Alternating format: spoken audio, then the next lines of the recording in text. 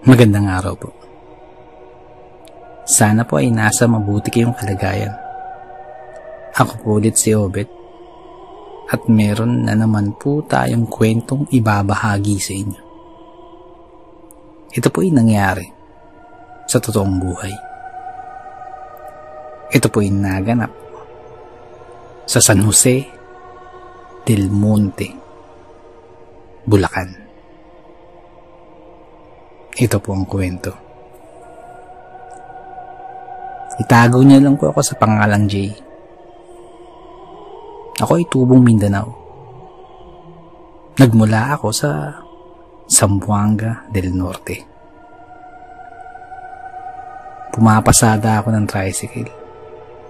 Yan ang pangkabuhayan ko kahit nung nasa Mindanao pa ako. Yung may-ari ng mga tricycle na binabiyahe ko, may lupa siya sa Bulacan. Nagkataong ginawa niya yung palaisdahan at ako ang ginawa niyang tagabantay. Habang nasa Bulacan unti-unti ako nag-ipon dahil libre naman lahat, kaya nakapundar ako ng tricycle na sa paglaon ibinabiyahe ko din. Ngunit nung humina ang palaisdaan ipinatigil din to.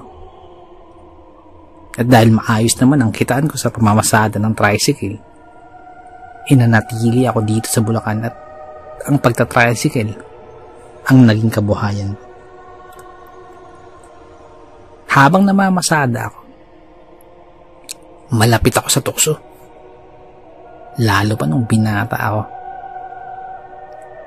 Ang katagang driver, sweet lover, isinabuhay ko sa pamamasada ng tricycle. Madali akong makakilala ng babae. Lalo pa sarili ko yung tricycle at ako yung nagpabiyahe nito. Hawak ko na oras ko. Solo ko pa yung kita ko. Kaya gano'n na lamang kadali para sa akin ang magpaibig ng babae. Hanggang sa makapag-asawa ako. Hindi naman lingid sa kaalaman ng asawa ko ang naging karanasan ko.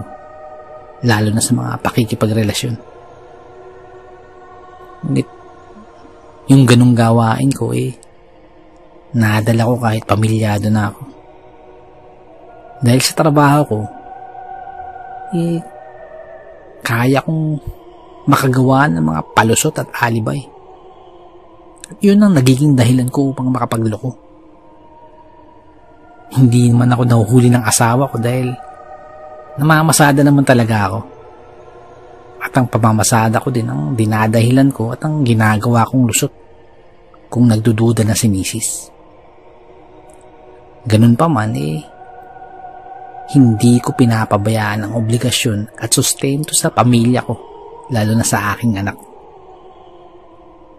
Habang namamasada ako noon, meron akong nakilala. Naisakay ko sa palengke. At nalaman kong bago lang din siya sa lugar namin at galing Mindanao din. Dalaga, may itsura, at higit sa lahat, tipo ko. Kaya tinandaan ko kung saan siya bumababa at saan siya sumasakay. Kaya tuwing humamalengke siya, inaabangan ko na siya dun sa palengke. Lalo na pag may mga mabibigat na dalahin, nakaabang na ako niyan. At halos araw-araw sinisiguro ko ako na ang naghahatid at sundo sa kanyang papuntang palengke. Unti-unti nahulog ang loob ni Karen sa akin. Siyempre, nilihim ko sa kanya na may pamilya na ako.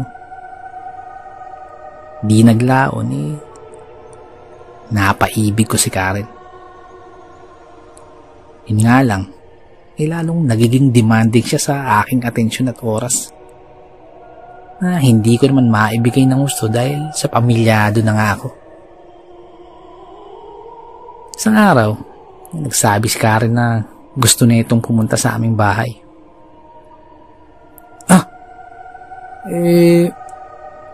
Sige, pero wag muna ngayon. Andun kasi mga kuya ko galing Mindanao. Masyadong masikip, kaya lagi nga akong nasa labas eh. Halos di na kami magkasya sa bahay. Sabi ko. Sandali lang naman ako doon. Gusto ka lang makilala pamilya mo. Sabi ni Karen. Makikilala mo din ang pamilya ko at talagang ipapakilala pa kita. Gusto mo, dalhin pa kita ng Zamboanga eh. Sabi ko. Talaga ba? Sabi ni Karen. Oo naman. Ikaw pa lamang ang babaeng ipapakilala ko sa mga magulang ko. Sabi ko pa. Kaya pagkarinig nun natuwa si Karen at hindi na rin nagpumilit na makapunta sa amin.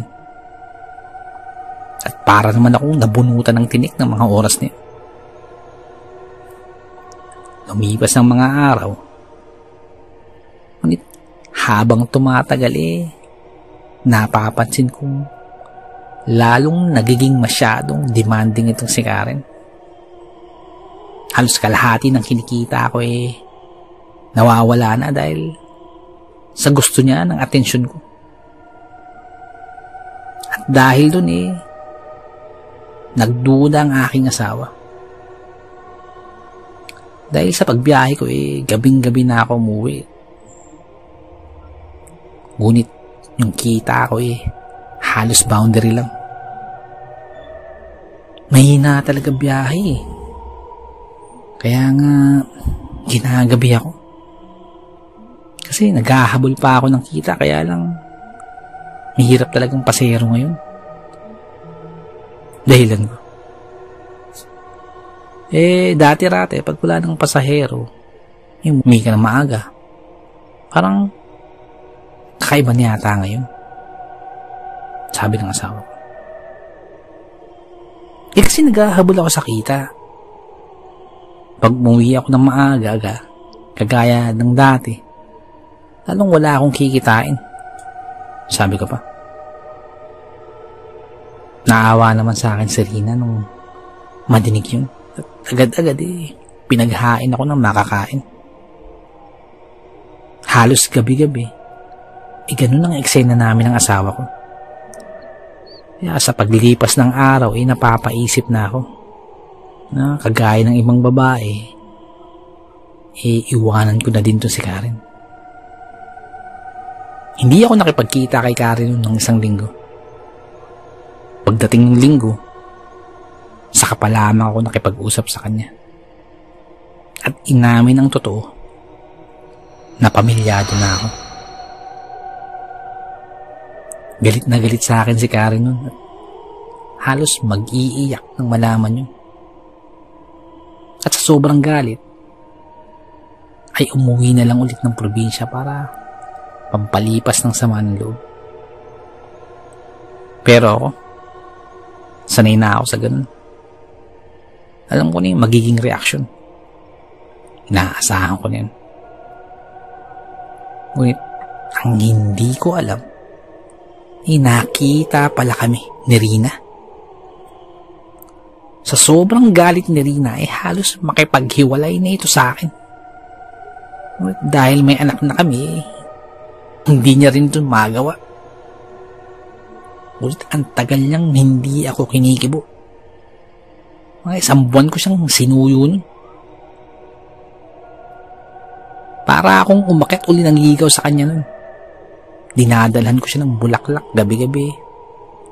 Tuwing uuwi ako, galing sa biyahe. Nung una, hindi niya pa pinapansin hanggang sa unti-unti na niyang tinatanggap ang mga inaabot ng bulaklak. Kaya ganun na lamang ang tuwa ko, kaya halos maubos ang santan at gumamilan ng mga kapitbahay namin at mga nadadaanan kong may mga bulaklak. Nung maubos na yun pati kalachuchi at dama di noche sa simbahan kinukuha ko na. Para lang may maibigay ako kay Rina. Hindi naglaon lumambot din ang puso nito sa akin. At nanumbalik ang tamis ng aming pagsasama. Nang minsan mag-swimming kami ng pamilya ko sa isang resort malapit sa amin, may napansin si Rina. Parang lumalaki yata yung tiyan mo. Tanong na Rina. Abs yan. Yan ang sukatan ng tunay na lalaki. Biro ko pa. Kaya yung eksena na yun nauwi sa biruan at asaran. Mga sumunod na araw, napansin ko na parang ilang araw na akong hindi dumudumi. Tila may parang lagi akong may kabag. Sinubukan kong minom ng gatas at iba pang mga inumin para lamang makadumi. Lumipas pa ang ilang araw at hindi pa din ako dumudumi. Baka hindi ka natutunawan, sabi ng asawa ko. Uminom ka ng madaming tubig at gata ng nyug para matai ka, sabi pa ng asawa ko. Yun nga ang ginawa ko. Uminom ako ng tubig at ng gata ng nyug. Ngunit wala pa rin epekto. Lumipas ang araw. Habang bumabiyahe ako napansin kong iniiwasan ako ng kausap ko. Lalo na sa toda. Nung una, baliwala lang sa akin. Ngunit di nagtagal pati pasahero ko nagtatakip ng ilong pagkausap ako. Kaya umuwi ako saglit ng bahay upang tingnan kung anong mali sa akin. Nang unti-unti kong napagtanto na umaalingasaw ang baho na lumalabas sa aking bibig. Parang amoy imburnal. At maging si Rina at ang mga anak ko napansin yun. Nakaramdam ako ng hiya. Hiya na parang ayoko na lumabas ng bahay. Ngunit kung hindi ako lalabas, sino magtatrabaho? Wala kaming makakain nito. Kasabay nun patuloy na paglaki ng aking tiyan. At parang bumibigat ito at ako na mismo ang nakakapansin. Patuloy pa din ako sa pagbiyahe ng tricycle sa kabila ng aking sitwasyon. At unti-unti may pananakit na akong nararamdaman. Binaliwala ako nung una, ngunit sumunod na araw, iba na ang pananakit at paglaki nito. Minabuti kong magpa-check up na nun dahil kinakabahan na ako sa kung ano man ang sitwasyon ko. Mga sumunod na araw, nakapagpa-check up ako sa isang pampublikong ospital malapit sa amin. Pinag-lab test ako at kinuhanan ako ng dugo. Ang findings ni Doc baka constipated daw ako o yung kabaliktaran ng pagtatae. Kaya binigyan niya ako ng mga pampapurga. Natuwa naman ako dahil hindi naman pala malubha ang sakit ko. Kaya ininom ko yung mga gamot na binili ni Doc. At mga ilang araw ang lumipas nakadumi naman ako. Subalit, sa paglipas ng araw, ay tila hindi nagbago ang aking sitwasyon. Habang tumatagal, ay nahihirapan na akong gumalaw. Parang ang bigat ng tiyan ko at patuloy ang pagkirot nito. Patagal ng patagal, palala ng palala ang aking sitwasyon. Hindi na ako makapamasada. At sa puntong iyon, natatakot na ako. Awang-awa ang asawa ko sa sitwasyon ko. At ako'y naaawa na din sa aking sarili. mula sa dating maporma, ngayon ay kalunos-lunos na ang aking kalagayan. Hanggang sa may nakapagpayo sa amin na magpatingin sa isang manggagamot. Sa kabilang barangay namin ay may kilalang manggagamot. Bagamat naniniwala ako sa mga kababalagan, hindi ko naisip na mangyayari sa akin yun. Sumunod na araw nagpunta kami dun sa manggagamot. Akay-akay ako ng aking asawa at ng isa kong kumpare sa toda. Pagdating sa manggagamot, ay medyo nag-alangan pa ako dahil nahihiya ako sa sitwasyon ko. Ilang sandali pa, pinatuloy kami ng manggagamot. Tinignan ako ilang sandali. Pagkalipas nun tinawas ako. Ganun na lamang ang aking gulat nang sinabi ng manggagamot na binabarang daw ako. Ha? Paano nangyari yun? Sa isip-isip ko. Maya-maya pa nagsalita ang manggagamot. Isang babae ang may matinding galit sa'yo. Nais na itong pagdusahan mo ang mga pinaggagawa mo, sabi pa ng manggagamot. Sa puntong yun biglang nanumbalik sa akin si Karen at ang iba pang mga babaeng ginawa ko lang pampalipas oras.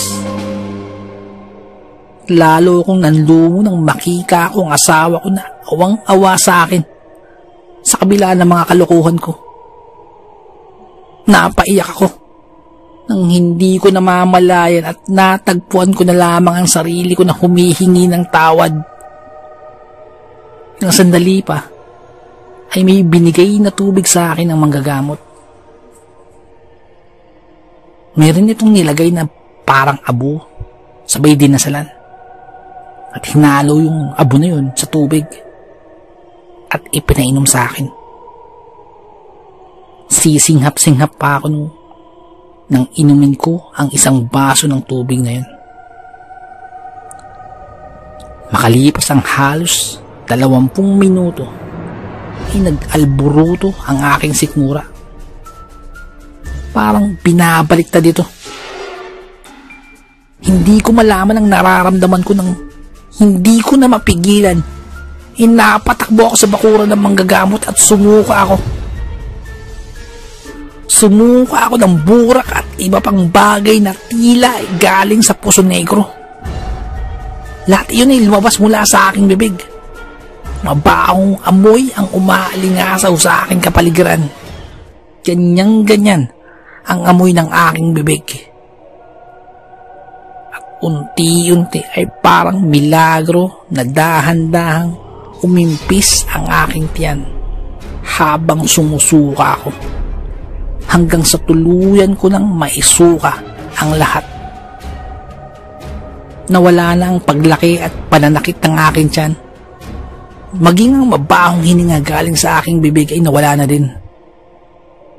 Laking pasasalamat ko sa manggagamot at lalo na sa aking asawa na sa kabila ng aking pagmamalabis at kapalaluan nasa tabi ko pa rin upang ako ay mahalin. Napakahiwaga ng ating mundong ginagalawan. Napakaraming bagay ang mahirap ipaliwanag, pero nagaganap. Hanggang dito na lamang po. Salamat po sa pakikinig. Magandang araw po.